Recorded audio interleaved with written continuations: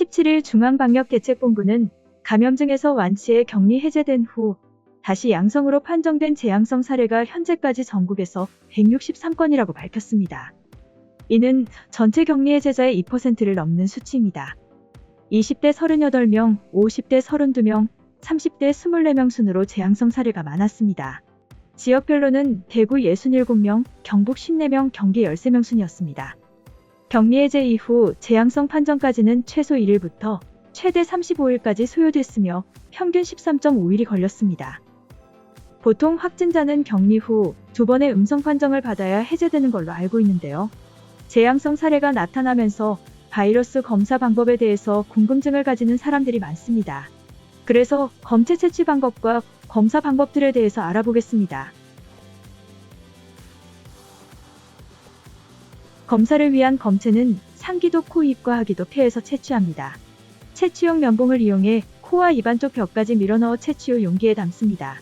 하기도 검사에서는 의심 환자가 뱉어낸 가래를 용기에 받고 이 검체들은 3중 포장되어 검사기관으로 보내집니다.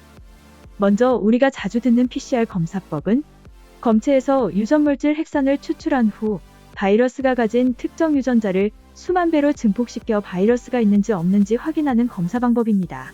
한국에서 쓰이는 RT-PCR은 검사 정확도가 97%에 이를 정도로 높은 게 장점입니다. 항원 항체 검사법은 신속 진단 키트의 기반이 되는 검사 방법입니다. 검체를 통해 검사자에게 항원이 있는지 항체가 있는지 보는 방식입니다. 아시는 분들도 있겠지만 항원은 바이러스같이 우리 몸에 들어온 침입자를 말하고 항체는 이 침입자를 물리치기 위해 면역체계가 만드는 물질입니다. 단점은 항원 검사법은 50에서 70% 정확도를 보이고 항체 검사법은 감염이 되어도 항체가 몸에 바로 생기지 않는다는 문제가 있어 초기에 검사법으로 사용이 불가능합니다. 면역력이 약한 환자는 바이러스를 다 사멸시키지 못할 수 있습니다. 증상이 소멸돼 퇴원했지만 재감염이 아니라 시간이 지난 후 다시 바이러스가 재활성화됐을 것이라는 해석이 나오고 있습니다. 또 다른 추측은 PCR 검사에서 죽은 바이러스 조각들이 나와 재양성 판정이 됐을 가능성도 있고 바이러스 수치가 낮았을 가능성도 있다고 분석했습니다. 정은경 중앙방역대책본부장은 어떤 경우든 살아있는 바이러스가 확인되지 않아 전염력이 높지 않다고 판단한다고도 전했습니다. 감염자들은 통상 경증 환자는 1에서 2주면 완치되며 중증 환자는 3에서 4주 정도 입원합니다. 전체 확진자 중 50일 이상 입원한 환자는 전체 4.9%입니다. 특이하게도 31번 확진자가 최대 입원 기간인 57일을 기록했습니다. 네이처 리서치에 등록된 재양성 발생을 연구한 초기 버전의 한 논문에서도 채취 방법과 과정 또는 환자에 따라 바이러스가 검출이 안 되는 경우를 보여주고 있었습니다.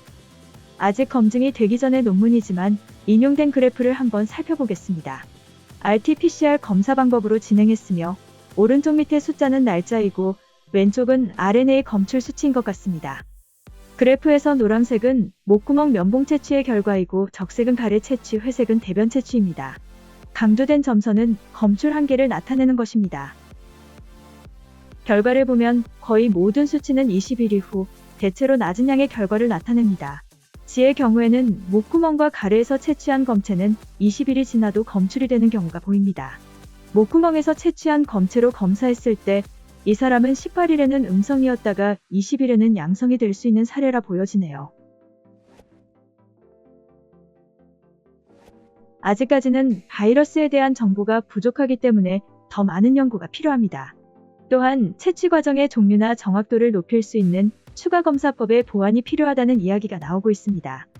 세계적으로 완치 후 재확진 사례가 속출하고 PCR 검사에서 미결정이 나오는 경우도 많아서 위험성을 줄이기 위한 보완책으로 방역당국도 항체검사법 도입을 검토하고 있습니다.